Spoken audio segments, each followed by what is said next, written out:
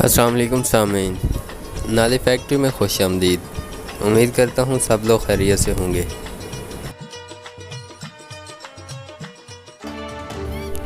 پنجاب کے ضلع چنیوٹ کا تاریخی پس منظر۔ سامعین، چنیوٹ پنجاب کا مشہور شہر ہے جس کی تاریخ قدیم زمانہ سے چلی آ رہی ہے۔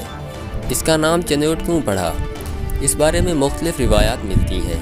کہا جاتا ہے کہ ہزاروں برس قبل ایک ہندو رانی دریا چناب کے کنارے آ کر شکار کھیلا کرتی تھی جس کا نام دیوی چندن وتی تھا۔ چندن وتی کو یہ جگہ بہت پسند تھی۔ اس نے یہاں اپنے قیام کے لیے آبادکاری کروائی جو کہ بعد میں شہر کی صورت آباد ہو گیا اور رانی کے نام پر چندنیوٹ کہا جانے لگا، جو کہ زمانہ کے بدلاؤ کے ساتھ ساتھ چنیوٹ اور پھر چنیوٹ ہو گیا۔ لیکن مستند تاریخ نے چنیوٹ کا باقاعدہ تذکرہ مورخین اور چندر گپت خاندان کے عہد سے کیا ہے۔ 632 میں ٹھٹھا کے برہمن راجہ چاچ نے یہ علاقہ فتح کر لیا۔ اس کا جانشین بدھ مت کا پیروکار تھا۔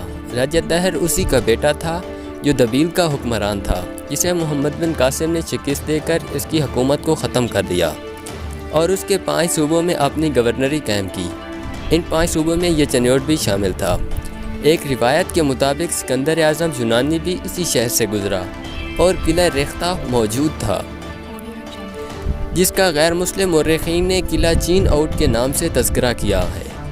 سید ماجد نے اپنے ایک مضمون میں لکھا ہے کہ 5 سال قبل چنیوٹ میں ایک قلعہ نما سرائے کے دریافت سے شہر کا تاریخی پس منظر یکساں تبدیل ہوتا دکھائی دیتا ہے۔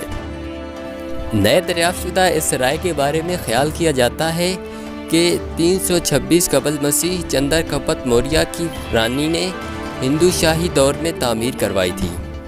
کتاب چنیوٹ کی تاریخ میں لکشمی نارائن کہتے ہیں کہ رانی چندن شکار کی غرض سے مردوں کے بیس میں چنیوٹ آیا کرتی تھی اور شکار کے لیے پہاڑوں اور دریا چناب کا سنگم اس کی پسندیدہ جگہیں تھیں، مگر یہاں رہائش کے لیے کوئی مقام نہ ہونے کے باعث اس سے مشکلات درپیش آتی تھیں۔ اس نے چنیوٹ میں دریا چناب کے بائیں کنارے پر پہاڑوں کے دامن میں ایک سرائے تعمیر کروائی جس کا نام چندنیوٹ رکھا گیا، جس کا مطلب چندن کی جائے پناہ ہے۔ اس سرائے کی دیواروں، جن کی چوڑائی 3 فٹ تھی، تعمیر میں مقامی پہاڑوں کا پتھر استعمال کیا گیا تھا اور یہ شاید چنیوٹ کی سرزمین پر رکھے جانے والی پہلی بنیاد تھی۔ بعد ازاں اس سرائے کے گرد شہر آباد ہوتا گیا جسے چندیوٹ کہا جانے لگا، جو آج کل چنیوٹ کے نام سے جانا جاتا ہے۔ تاریخ کی کتابوں میں یہ بھی ملتا ہے کہ وقت گزرنے کے ساتھ ساتھ اس سرائے کو یونیورسٹی کی شکل دے دی گئی تھی، جہاں بدھ مت مذہب کے اعلیٰ علوم سکھائے جاتے تھے، اور اس یونیورسٹی کا ذکر کئی پرانی مذہبی کتابوں میں بھی موجود ہے۔ سب سے دلچسپ بات یہ ہے محکمہ آثار قدیمہ پاکستان نے 5 سال قبل اس سرائے کو دریافت کے دوران پہاڑوں کے دامن میں مٹی کے بڑے بڑے ٹیلوں کے 3 مختلف مقامات سے کھدائی کرتے ہوئے اس کا 10% سے زائد حصہ دریافت بھی کر لیا تھا، مگر باقی کا تمام حصہ تاحال مٹی کے ٹیلوں تلے دبا ہوا ہے۔ محکمہ کی طرف سے تمام کام روک دیا گیا ہے۔ سرگودہ میں تعینات محکمہ آثار قدیمہ کے اعلیٰ عہدیدار محمد ایوب نے بتایا ہے کہ اس ٹیلوں کی کھدائی کے دوران برآمد ہونے والی عمارت کی ساخت اور تعمیر کے انداز کے تمام اشارے ہندو شاہی دور کی بدھ مت یونیورسٹی کی جانب ہی جاتے ہیں، جس کا ذکر تاریخ میں ملتا ہے۔ ان کا مزید کہنا تھا کہ اس بات میں اب شاید کوئی شک نہیں رہا کہ پہاڑوں کے ان ٹیلوں میں چنیوٹ کی تاریخ دبی ہوئی ہے۔ تعلیم الاسلام گورنمنٹ کالج چنیوٹ میں تاریخ کے پروفیسر علی عمران شاہ سمجھتے ہیں کہ اگر حکومت وقت ضلع چنیوٹ پر توجہ دیتے ہوئے بدھ مت یونیورسٹی سمیت دیگر تاریخی جگہوں کی باقاعدہ دریافت کا کام شروع کروائے تو یہ ضلع موہنجوداڑو کی طرح اہم ترین تاریخی مقام بن سکتا ہے۔ چنیوٹ تاریخی قلعہ شہر کے وسط میں عمر حیات محل کے بالمقابل واقع تھا، جو کہ اب تنگ و تاریک گلیوں محلوں میں گر چکا ہے۔ قیام پاکستان کے بعد آبادی کے بے پناہ پھیلاؤ کے باعث بغیر پلاننگ کے یہاں اس تاریخی آثار کو تباہ کر کے لوگوں نے اپنے گھر بنا رکھے ہیں۔ چنیوٹ کی قدیم تاریخی کتابوں میں درج ہے کہ یہ قلعہ سب سے پہلے 1326 میں سلطان محمد تغلق نے تعمیر کروایا تھا۔ اس کے بعد جب بیرہ کا حاکم ماچی خان قتل ہوا تو اس کا انتقام لینے کے لیے اس کی بہن چنی نے 1391 میں حملہ کیا اور اس حملے کے نتیجے میں قلعہ اور شہر برباد ہو گیا۔ اس وقت شہر دریا کے اس پار تھا اور قلعہ اس پار۔ پھر اس نے نیا شہر اس قلعے کے پاس آباد کیا اور قلعہ کی تعمیر نو کروائی۔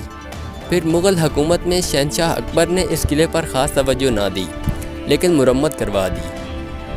دوبارہ اس قلعے کی تجدید اور تعمیر نو مغل شہنشاہ شاہ جہان کے عہد حکومت میں قاضی خاندان کے جد امجد نواب وزیر خان گورنر لاہور نے کروائی۔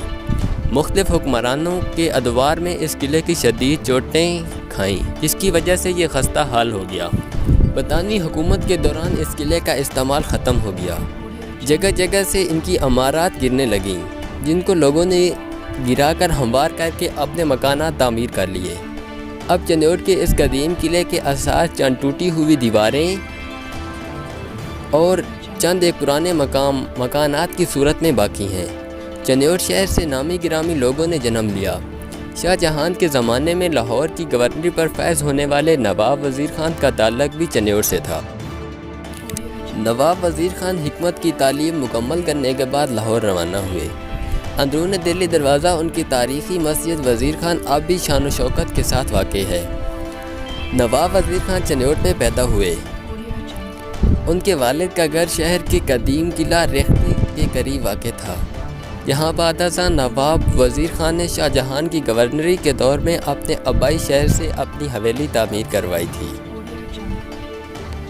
اور اس قدیم قلعہ ریختی کے قریب نواب وزیر خان نے شہر کی فصیل تعمیر کروائی تھی، جس کے آثار کہیں کہیں کھدائی کے دوران برآمد ہوتے رہتے ہیں۔